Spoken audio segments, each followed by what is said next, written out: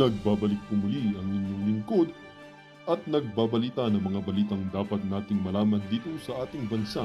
Ito ang Balitang Pambansa.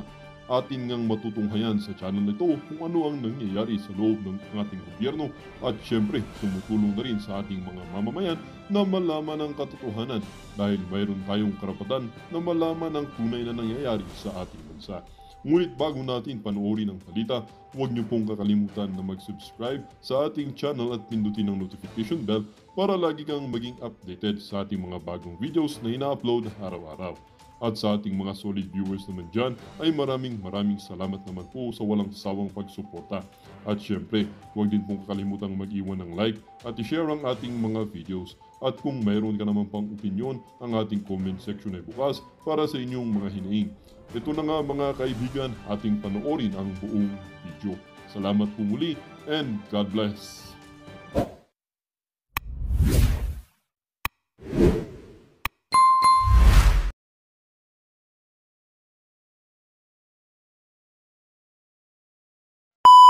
Sa ilang taon na ho na naghahangad to na makuha ang posisyon bilang Pangulo.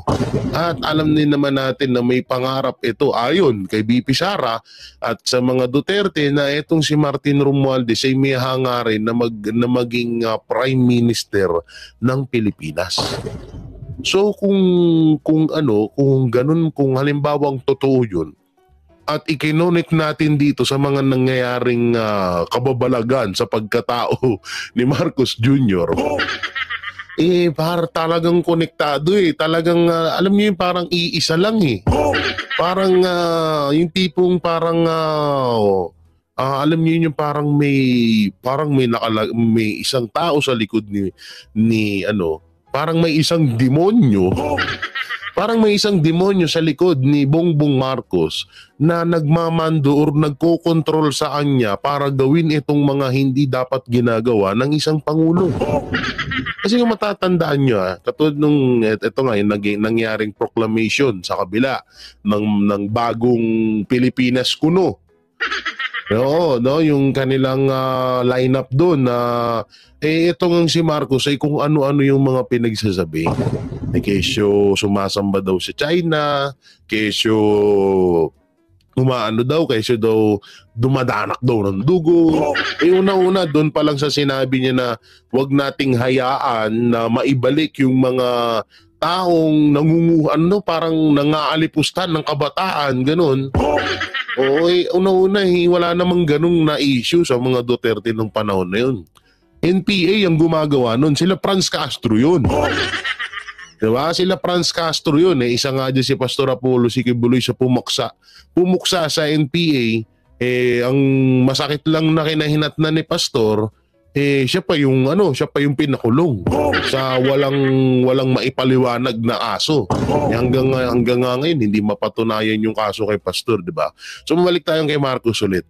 Nakakapagtaka lang talaga na bakit ganito ang nangyayari. Alam mo,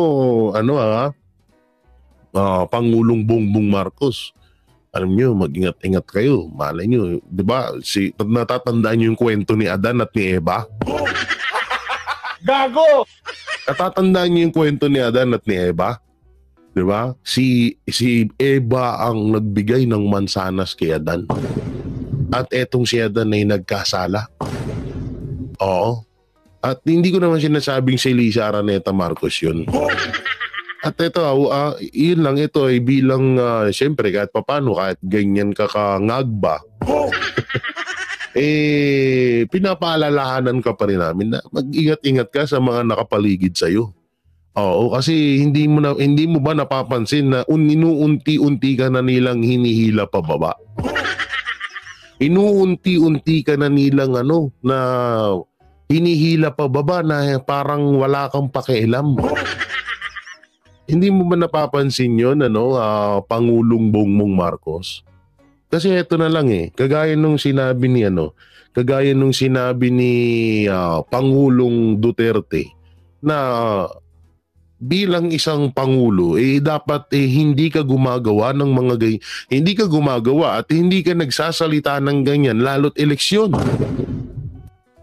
Ang masakit kasi dito, isa pa sa nakikita ko dito sa kampo ni Marcos, parang pilit nilang ginagaya ang mga Duterte. Pilit nilang ginagaya si PRRD na kahit magmura, tuwang-tuwa pa yung mga tao. Eto kasi si Marcos, pilit siyang nagiging matigas, pilit siyang nagiging matigas na kahit malambot siya. Pinipilit niya maging astig na kahit corny siya. Alam niyo yung mga kabanateros, kahit anong gawin ni Marcos na panggagaya dito kay PRRD, nagmumukha siyang tanga. Sorry sa words na yun, pero yun po yung totoo. Kasi pero yung sinabi ni Marcos na about dun sa kanyang yung paninirang puri niya, about dun sa mga suka-suka na yun, mapatungkol sa senatorial candidate ng mga Duterte, hindi naman gawain ng mga Duterte yung parang manira. Alam nyo ito yung sinabi ni Marcos na yan, yung sa kanyang speech kamakailan lang, gawain po ng mga dilawan yan. Excuse me. Inisip po na naman ako. Gawain po ng mga dilawan yan. Kung napapakinggan nyo yung mga speech ng mga dilawan, ganyan na ganyan katulad nung kay Marcos. So sa madaling salita, kagaya ng sinabi ko kanina, sino nga ba ang nasa likod ni Marcos Jr. na ginagawang sinisira si Marcos Jr. Sira na nga, pero mas sinisira pa yung imahe ni Marcos Jr. sa taong bayan. Ako po ay hindi, kahit papano concern ako kay Marcos Jr. dahil nga bukod sa sira na siya, mas sinisira pa siya nito nung kung sino man yung yung taong nasa likod niya. Hindi kaya nagkakatotoo na yung mga teorya ba tawag doon? Mga hinala na itong si Marcos Jr. ay kontrolado ng mga dilawan. Kasi kung maiisip nyo, kagaya ng sinabi ko kanina, yung speech ni Marcos na yun ay kadalasan lang na yung mga ganong strategy ng campaign na ano bang matatawag dun? Speechless? Wow! Yung mga ganong salitaan sa pangangampanya is po yun kadalasan nating naririnig sa mga dilawan. At kung iisipin nyo lang din naman, asan na si Maruhas? Ito ay inaalala ko lang hindi kaya isa sa mga dilawan ang kumukontrol or gumagawa ng mga ganitong pananalita ni Marcos Jr. para labanan ng mga Duterte. Kasi isipin nyo maigi, kung yung dating advisor ni Marcos Jr. ang umahawak sa kanya hanggang ngayon, kasi diba pinamukha sa atin na awang-awa, nakawawa siya, naaping-api siya, nawala siyang kakampi. Diba? Ganun ang strategy ng Marcos noon nung nangangampanya. Pero nung naging presidente na, biglang yumabang. At ang masama pa dito, nung yumabang, biglang bumait. Gago! So sobrang na tayong nagtataka na parang mayroon ng tao sa likod ni Marcos Jr. na sinisira siya. Alam naman natin kung sino ang... sige na, si Martin Romualdez. Alam naman natin na may hangarin si Martin Romualdez na maging vice president at lalong maging pangulo ng bansa. Hindi ko sinasabing si Martin Romualdez ang sumisira kay Marcos Jr. dahil pare-parehas naman na silang sira. Ang sinasabi ko lang dito, may hinala po ako na baka si Martin Romualdez yung nasa likod ni Marcos Jr. Pero pero nakakapagtaka naman kasi isipin nyo maigi hindi gagawin ng isang matinong matino pa ba siya? Hindi gagawin ng isang na ilalaglag niya yung sarili niya. Maling-mali ho talaga yung ginawa ni Marcos na yun. Na hanggang ngayon ay dinamdam or dinadala ho ng senatorial candidate niya. Eto nga po, may isa tayong video rito papanoorin na kung saan ay nilaglag na nga ho nila si Marcos Jr. Inilaglag na nga ho nila dahil sa kanilang kahihiyan na pinagagawa ni Marcos Jr. nung panahon ng proclamation. At hindi tayo nagsisinungaling. Eto po, panoorin ho nyo ha. Yan ha, yan o. Dito ay nandito ang pati pala, akala ko si Lacson wala to sa akala ko independent to si Lacson. Kasama rin pala to sa kasama din pala to sa Marcos senatorial candidate. Okay. So ito, panoorin mo natin ha, pakinggan nyo maigi. Good afternoon po, ma'am, sirs. I'm Melalas Moras from PTV4. If I recall it correctly, last Alianza press conference, nabanggit natin na we are against negative campaigning, walang siraan, we're against negative tactics. But last speech ni Pangulong Ferdinand R. Marcos Jr. sa ating proclamation rally, may mga nabanggit siya while campaigning for you na wala sa kanila ang may bahid ng dugo dahil sa tukhang, wala sa kanila ang pumapalakpak sa China, at wala rin sa kanila ang mga sumuporta sa Pogo. May I ask, what's your views about this statement po of the President? Hindi naman kandidato si Presidente. Ang sinasabi namin, kaming mga kandidato, hindi siya. So, Bakit nyo hinayaan magsalita doon?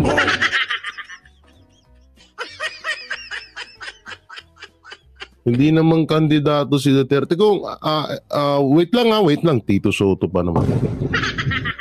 Tito Soto, kinakampanya kita eh. Gago! Tito Soto, hirap na ako sa pagtanggol ka eh. Sumagot ka pa dyan eh. Gago! Tito Soto, hindi ho katwiran yun. Unang-una, kaya niya nasabi yun dahil pinopromote niya kayo. Naku po, Tito Soto, pag ganyan ng ganyan, baka iwanan na lang kita sa ere.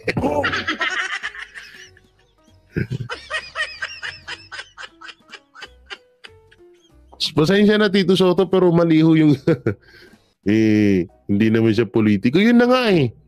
Hindi siya politiko, pero bakit nyo, wala kayo, ibig sabihin, sinasabi nyo na wala kayong alam? Wala kayong kaalam-alam na gano'n ang sasabihin ng isang presidente? Alalahanin nyo, nakasulat yun. Hindi nyo man lang, naku po. Sumuporta sa Pogo. May I ask, what's your views about this statement po of the President? hindi naman kandidato si Presidente. Ang sinasabi namin, kaming mga kandidato, hindi siya. So he was merely stating facts. And that is as far as his perspective is concerned. So it doesn't have anything to do.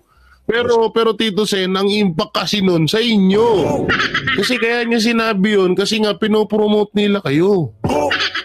Hindi porket hindi kandidato. Ano ba naman yan? Pero kasi diba sinabi nga ni PRD, hindi ka na kandidato kaya dapat huwag mo sabihin yun.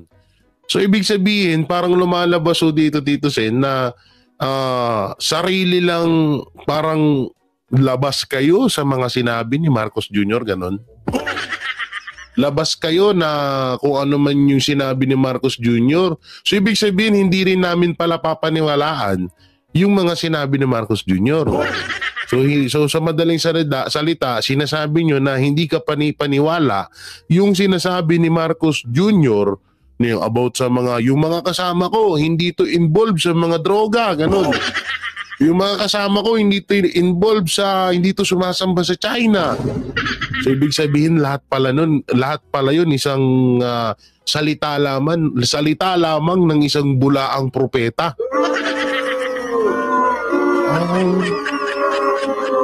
So ibig sabihin, lahat pala ng sinabi ni Marcos Jr. at yung sinasabi niyang bulaang propeta kay Pastor, bumalik pala sa kanya. Ganun pala yung tingin nyo sa kanya.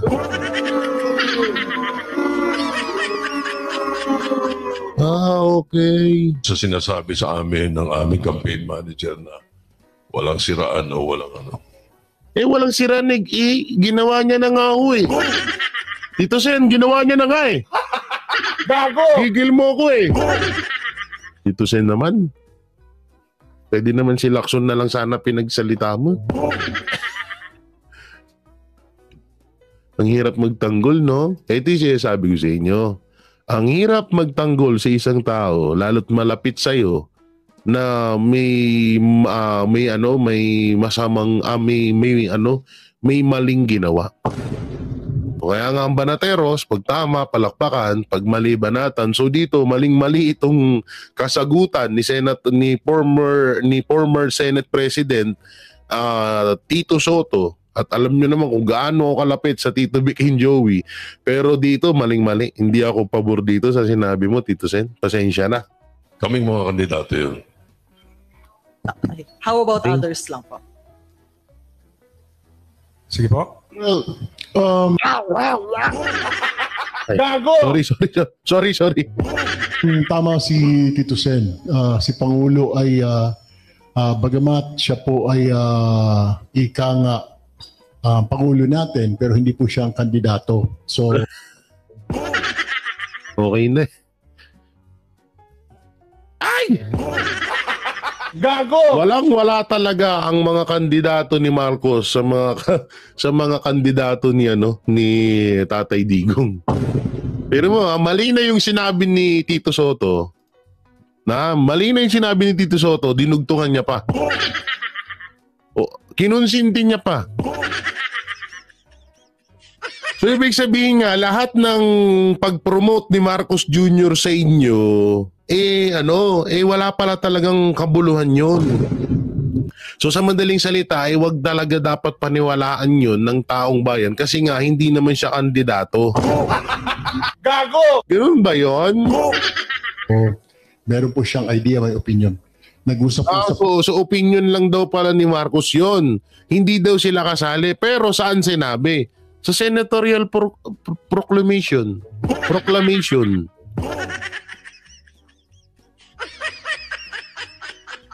Ano to? Ginagago niyo ba kami? Gago! So ibig sabihin, lahat ng mga opinion ni Marcos Jr. porket presidente siya, pwede niyang sabihin doon sa senatorial proclamation, ganun ba? Anak ng teteng na po itong alyansa na we will stay away from negative campaigning. Ang gagawin na lang po namin. Ibig sabihin, galit nga sila doon sa sinabi ni Marcos. Okay, galit nga sila. Siguro, lahat naman ho kami ng mga kasama ko rito, we will just base it on our performance. Hindi po namin babanatan yung kabila, kundi... Ginawa nyo na eh. Ginawa na nga eh. Alam nyo, ito nga eh. Ito leader nyo si Marcos. Siya ang leader nyo sa campaign nyo, dyan sa lineup nyo. Siya yung leader. So siya yung nagdadala sa inyo. Parang lang, ito Banat Bay. So si Banat Bay leader namin. So halimbawa may sinabi si Banat Bay about sa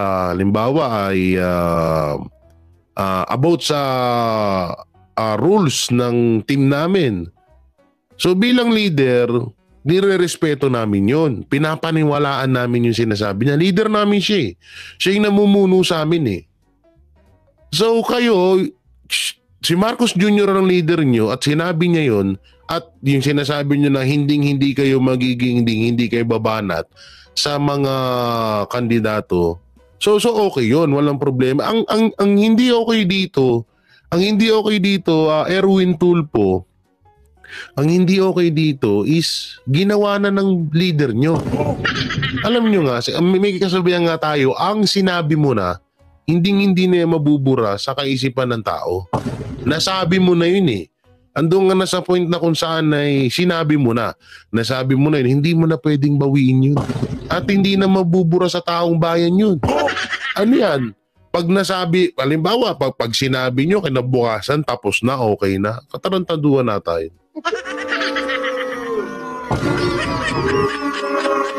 Isa atang kalokohan yung mga ganyang klaseng mindset, Erwin Tulfo. Kaya Alam mo, awang-awa kami sa kapatid mo eh. Nadadamay sa kabubuhan mo. Sorry Erwin pero dinadamay talaga si Ben Tulfo sa kalukuhan yung magkapatid ni Rapi. Anak ng teteng, so ibig sabihin, pag sinabi ngayon, bukas, okay na yon, hindi na papaniwalaan. So sinasabi nila dito na hindi naman daw sila nagsalita nun, si Marcos. So parang labas daw sila doon. So sa madaling salita, ano pang silbi ni Marcos Jr. na maging leader nyo? Ano pang silbi? Kung hindi naman pala karapat dapat paniwalaan mga sinasabi nun. So ano yan, parang umamin na kayo na wala talagang dapat paniwalaan sa sinasabi ni Marcos Jr. At taglang ho namin yung mga nagawa. Kumpiyansa po ako na itong mga kasama ko ngayon dito may ginawa. Either sa local government, sa Kongreso. Tulad ni Abalos, may ginawa. Balahurain yung kay OJC. Gago! Proud ka nun. Wala, ganda-ganda ng ginawa. Ang laki-laki ng ganda-ganda, walang maganda doon. Ang ganda ng ginawa ni Abalos sa kay OJC, lupit, 'di ba? Sa Senado, may mga alam naman ho ninyo yun. You being the media, na I'm sure na dyaryo din po lahat ito ngayon. 3 senador po, 4 po. Manny Pacquiao in the Senate before, Senator Ping, Senator Soto, Senator Tolentino. And then sa local government, si DILG, and then si Mayor Abibinay. Sa Congress po ako and si Congressman Villar. May mga ginawa po. So it will be more on performance-based. That's yung po ang napag-usapan po namin. Hindi po namin aatakehin yung kabila. Sabi nga natin, we don't like that negative. Hindi naman talaga umatake yung sa kabila. Oo, hindi naman. Kasi ganito yung setup nito. Alam ko setup to eh. Ito setup nito. Nagsalita si Marcos ng ganon. So akala nila yung magiging feedback nun ay maganda. No? So ang nangyaring plano, parang ang gagawin nila itatanggi nila. So sasabihin nga, katulad ng sinasabi nga ni Tito Soto at ni Erwin Tulfo na hindi naman daw kandidato itong si Marcos. Oo, so parang labas daw sila doon. Ngayon, diba, nagsalita na yung kabilang panig. Yung Duterte, yung sa kampo ng mga Duterte, di ba? So nagsalita na doon at sumagot sila doon sa banat ni Marcos Jr. about doon sa suka-suka, di ba? So dito parang ang gusto nilang palabasin kapag may bumabanat or pag may banat ang mga line-up ng mga Duterte, parang gusto nilang palabasin dito sila ay hindi bumabanat. Hindi sila bumabanat dito. At baka nga mamaya kapag itong kay Marcos na lineup na to, pag napanood yung mga banat nila Senator Bato, nila Marcoleta, nila Attorney Vic, bigla nilang sabihin sa media na hindi namin kayo binabanatan. Ba't nyo kami binabanatan ng ganyan? So gusto nila ipamukha sa taong bayan na sila yung binabanatan ng Duterte lineup at hindi sila buwabanat.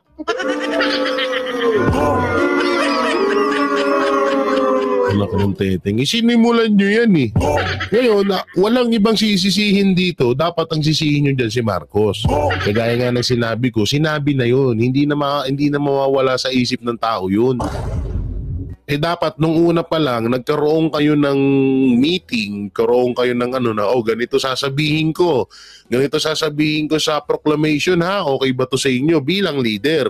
Kasi ang alam kong leader, ganyan ang ginagawa ng isang leader.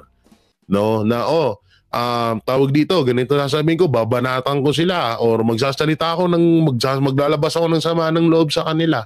So at least kayo may may idea na kayo. Depende na lang kung ito ay isa na namang drama ninyo. Gago! Depende na lang kung drama nyo to. Kasi baka mamaya drama nyo lang to para pag mukhang masama na naman yung Duterte, yung sa lineup ng mga Duterte. Kahit naman anong gawin nyo, hindi nyo magagawang dungisan yun. Publicity. Pero yung kay Pangulo po, siya po yung Pangulo. Hindi naman po natin pwedeng diktahan ho yun. Kanyang opinion po yun. Maraming salamat po. At saka, dagdag lang, Tsaka there is such thing as, hindi naman naninira kung may pinupuri ka Meron kang binabanggit na fact. tapos hindi nagagawa ng iba. Hindi ba? Ikaw? Ano ba yan, Tito Son? Tito Sen, okay na yung kanina eh. Dinagdagan mo pa eh. Pakinggan niya. Pakinggan niya. Ulo. At saka, dagdag lang, ano? No. Saka there is such thing as hindi naman naninira kung may pinupuri ka eh. Hindi naman naninira kung may pinupuri ka.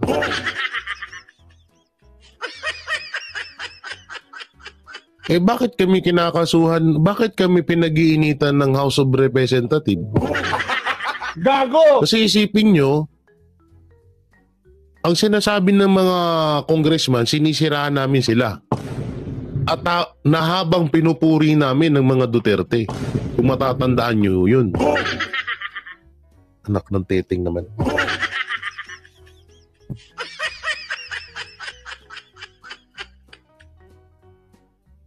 Hindi, totoo naman yun. Yung sinabi ng yung ginagawa sa amin ng mga vlogger ng House of Representatives.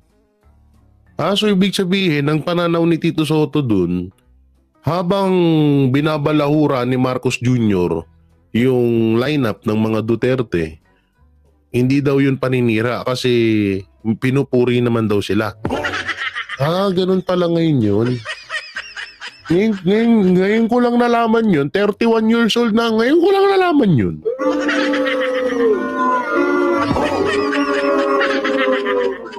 So ibig sabihin, yung sinasabi ni na katulad nga na mga pogo daw, mga pro-China, etong mga kasama ko hindi. So hindi pala paninira. Ganun pala. Wow. Hindi ko alam yun Tito Soto, salamat Thank you. Hindi namin alam yung ganun pala yun.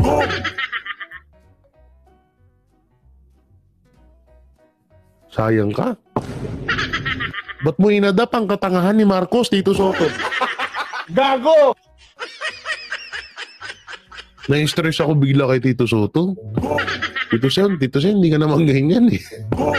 Sorry Tito Sen mahal kita At pinopromote kita lagi sa vlog ko. Pero pag ganito, laglag ka sa akin. Hindi uso sa Banateros ang porket kakampi. Pag may mali nang ginagawa, kakampihan namin. Hindi kami ganun. Anong klaseng katwiran to, Tito Sen? Ang nyari sa iyo. Ay. Meron kang binabanggit na fact, tapos hindi nagagawa ng iba. Parang hindi nagagawa. So ibig sabihin ni Tito Sen, so kung hindi na... okay. So, liwanag nito Okay, napagtanto ko na. So ibig sabihin ni Tito Soto, yung sinasabi daw ni Marcos, na habang pinopromote daw sila, wala daw katotohanan yun. So ibig sabihin, totoo nga. Ibig sabihin, sinasabi ni Tito Soto na etong si Marcos Jr. ay walang katotohanan yung kanyang pinagsasabi. Gago! Okay. So ganun pa lang nangyayari. So ibig sabihin, yung mga sinabi lahat nitong ni Marcos Jr. ay walang katotohanan ayon kay Tito Soto. Okay, gets. Diba? Hindi, for example, pag sinabing nung crisis, nung pandemic, sino yung mga nakatindig doon physically? Ako, Senator Lacson, Senator Tolentino. Diba? Uy, marami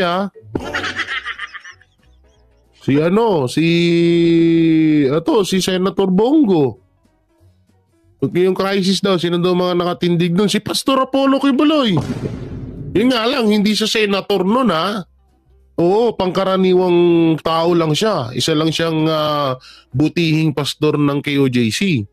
Pero isa rin sa tumindig si pastor nung panahon ng pandemya.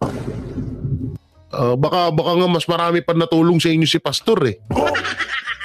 At ito di ba sinabi ni Senator Bongo na wala siyang absent sa senator. So ba't parang hindi niyo sinama? So, parang kayo lang. Si Tolentino, nung ginawa Tolentino. Andun ba sige, andun na eh. Sinabi namin yon. Pero hindi namin kayo nang magsasabi o mag-iisip, yung mga iba pala 2 taong hindi pumasok. Di ba ganon? Pero ang sinasabi namin, yung perspective na binubuhat ni Presidente yung mga kandidato. Ganon yun eh. Kaya lang may tinatamaan dahil pag meron kang inangat, may tatamaan kahit pa paano. Parang ganon lang yung perspective na yan. Pero as I said, hindi siya kandidato. Sige po. Dito Sen. Ayoko na sa'yo. Ayoko na. Hindi, nagulat. Hindi, ganito kasi yan. Sige, explain natin ng maayos. Pwera biro. Ganito kasi yan eh. Nararamdaman ko ito sila Tito Soto. Etong lahat na to, itong lahat ng candidate na to, nararamdaman ko sila na talagang inis sila sa ginawa ni Marcos Jr. Inis sila sa ginawa ni Marcos Jr. at ramdam ko yan. Kaya nga nagkakalechi-lechi lahat ng sagot nila dito. Hindi nyo napapansin. Walang puno, walang gitna, walang dulo. Hindi. Pansin ninyo. Parang lang, para silang gulo-gulo yung paliwanag nila. At ang mensahe nila palagi sa bandang huli, hindi kandidato si Marcos Jr. Dito hindi ako nagbibiro pero ramdam ko sa kalooban ng mga kandidatong hawak or nasa lineup ni Marcos na inis sila or alam nilang mali yung ginawa ni Marcos Jr. Tingnan nyo, pagmasdan nyo maigi. Hindi nila maipaliwanag ng maayos kung saan siya lang, kung anong pack, kung anong analysis or kung anong dahilan yung sinasabi nila dito. Hindi nila maipaliwanag ng maayos kasi nga na parang pinangungunahan. Ang hirap kasi, sa madaling salita, ang hirap ipagtanggol ng isang pagkakamali.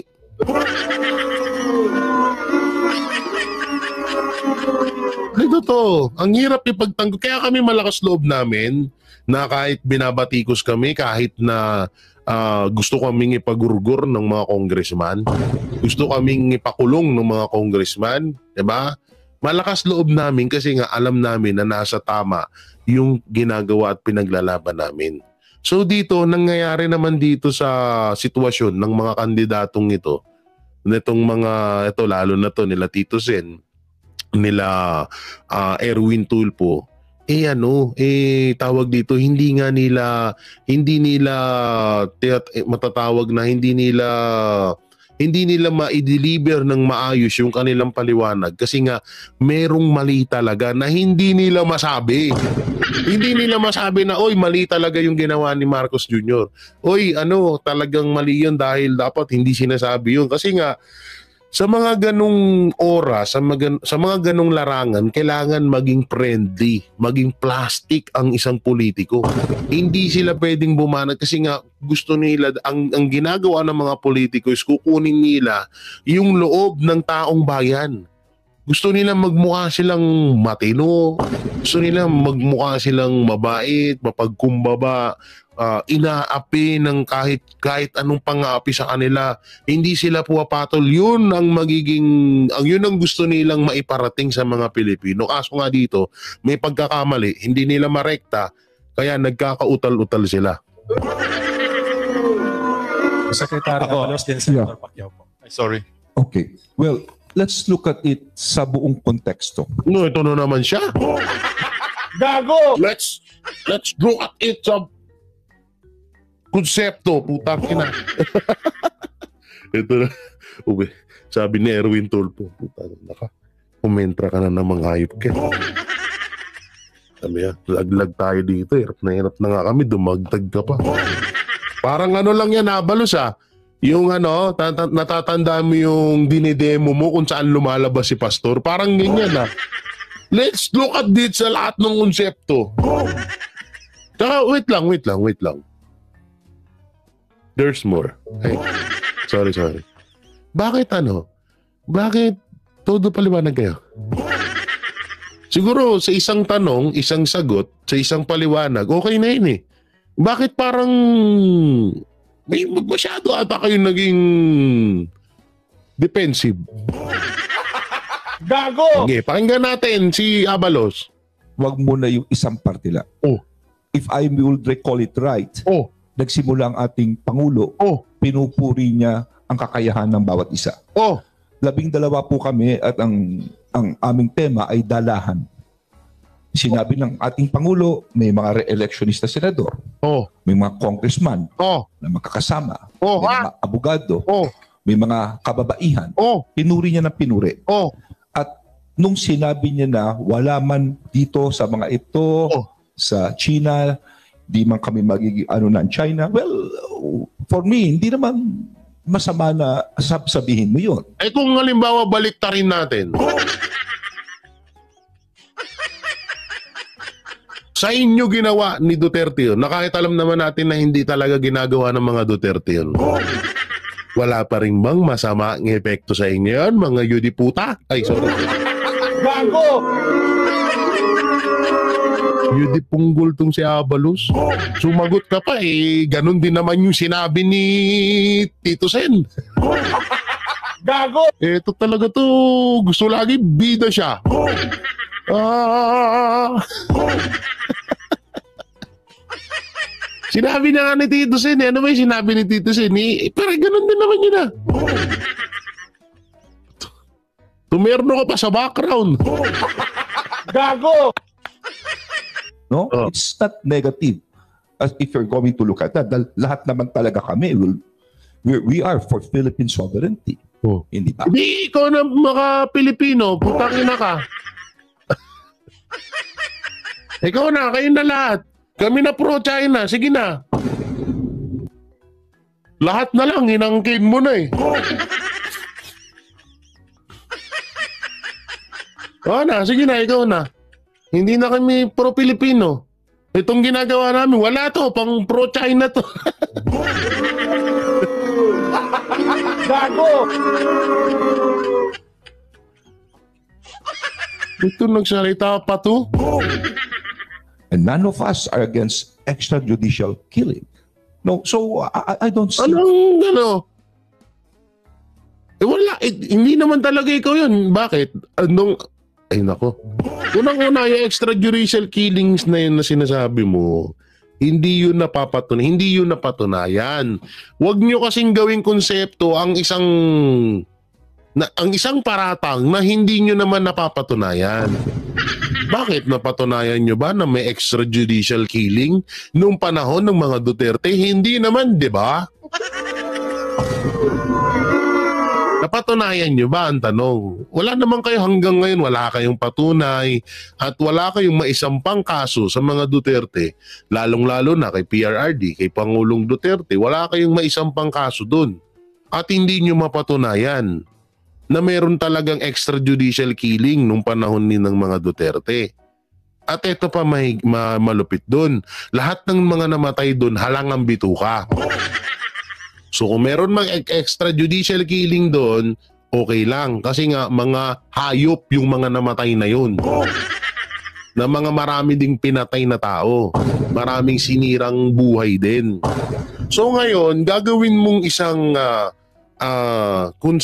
gagawin mong isang parang ano yung isang katulad niyan, yung extrajudicial killing. Eh hindi naman napatunayan yun ah. O, kasi sabi dito ni Abalos totoo naman, wala namang hindi naman kasali kami sa extrajudicial killing. Ang tanong, totoo ba yung extrajudicial killing na yun? Yung NPA sa gobyerno, totoo yun. Pero extrajudicial killing, hindi totoo yun. Hindi nyo nga masampaan ng kaso si PRRD. Hindi nyo nga maipataw kay PRRD yung about sa extrajudicial killing. Tapos gagawin mong para may angat kayo, gagawin mong propaganda na kesyo, hindi naman kami kasali doon. Bakit? Nangyari ba yun? Gago! Anything wrong with that, no, sa pagkasabi ng ating Pangulo. Let's look at it, yung konteksto ng pagkabuo. Puro ka konstekto. Yung panga mo, iayos mo.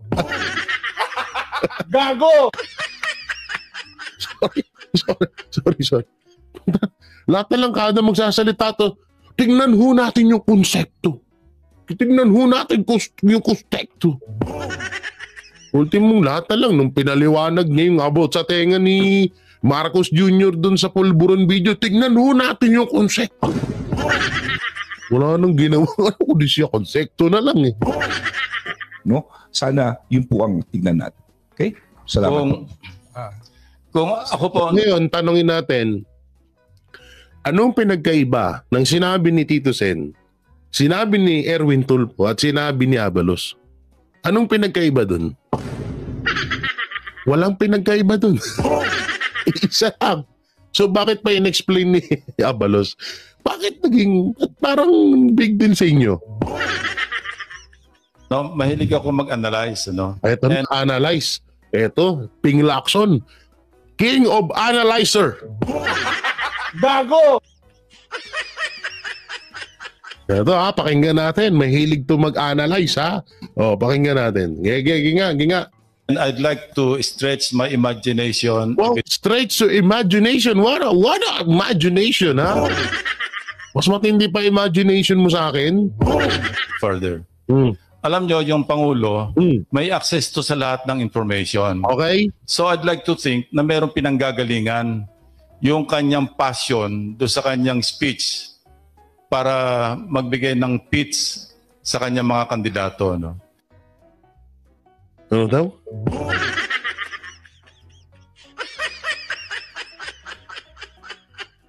So ibig sabihin, yung sinabi ni Senator Soto, Senator Soto tuloy, ni Tito Soto, Erwin Tulfo at Abalos, so ibig sabihin, hindi totoo yun, ganun. Ang gulo nyo ah. Ito, I'm going to speculate. Ano? Posibleng may mga information na kung saan medyo extreme ito. Huwag nyo itong, sabi ko nga, speculation ito. Baka naman merong mga seryosyong threat, security threat, hindi lamang sa kanyang administration, kundi sa kanyang sariling buhay. Kaya minsan kasi pagka tayo nadadala ng emotion, na-express natin in a subliminal manner. No? Na isasama natin. Hindi siya, no. Kung ganoon, parang sinasabi kasi ni Lacson dito na nadadala lang si Pangulong Marcos sa mga nangyayari. Hindi ganoon, hindi utak ng isang presidente yun.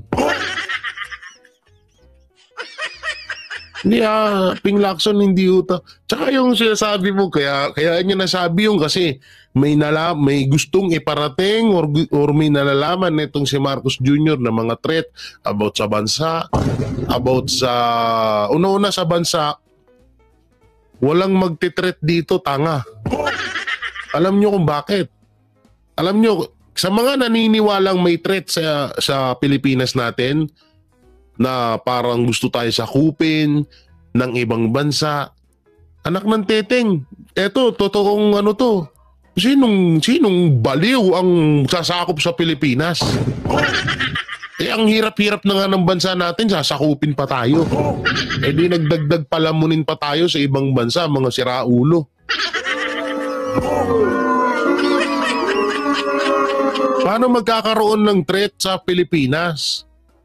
Anak ng teteng naman, oh. Paano magkakaroon ng threat sa Pilipinas? Paano pagkaka-interesan ng ibang bansa itong Pilipinas? Kaya nga tayo nagkakagulo-gulo dito kasi nga hirap na yung bansa natin. Ewan ko ba rito, magaling ako mag-analisa eh. Buwat bangko agad eh. Sino ba yung sabihin mo, Ping Lacson, na siguro daanin natin sa analisa? Ayun, para sa akin, ang analisa ko ganito, ganito. Hindi yun, magaling ako mag-analisa eh. Gago! Angat bangko agad. Tsaka ito yung about sa... Ito na naman tayo eh. Ikinokonek nyo na naman dun sa threat ni BP Sara kay Marcos na kahit wala naman threat dun eh. Sa ating pananalita, dito mismo sa presscon, pwedeng nakakasagot tayo sa isang tanong na medyo lumalampas tayo doon sa tinatawag nating yung norms. Ano? So yun lang ang masasabi ko. As I mentioned earlier, and hindi naman tayo privy doon sa mga posibleng dahilan o information na nakakalap ng Pangulo ng Pilipinas kasi unlimited, only yung kanya information. Unlike us, Ito, kung merong magiging threat sa bansa natin, alam niyo kung sino? Ang threat sa bansa natin, yung Pangulo. Gago! Ito, sorry, real to. Magalit na kayo kung magalit, mga putang ina nyo. Gago!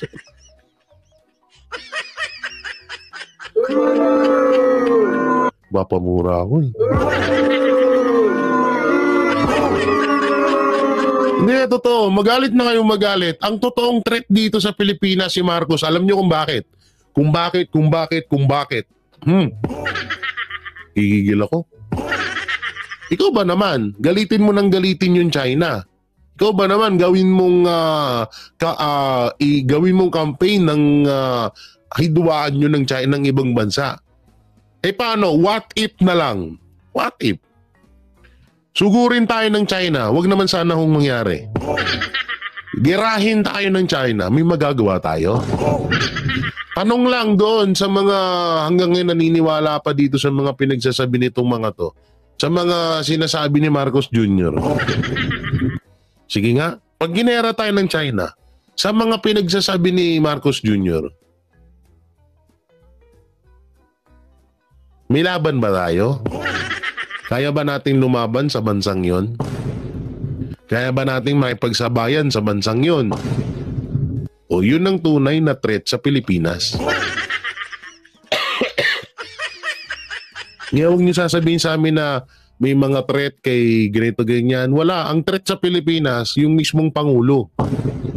Na dapat tayo na nga, ano ba naman yan? Tayo dapat nakikisama sa iba't ibang bansa. Hindi yun porket makikisama ka, parang dinadown mo yung bansa mo. Hindi ganun.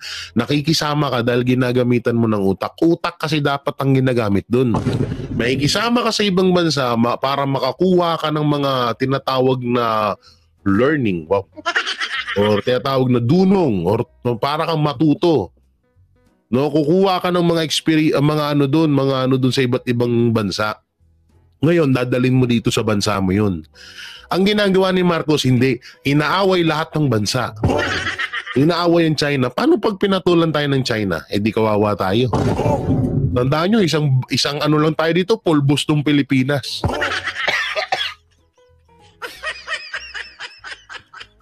Pulbos ng Pilipinas. Kaya kung merong man threat dito na sinasabi ni Ping Lacson na kasi maraming threat kasi may baka kasi may nalalamang threat na si Marcos Jr. kaya ganun yung mga nasasabi niya. Walang threat dito.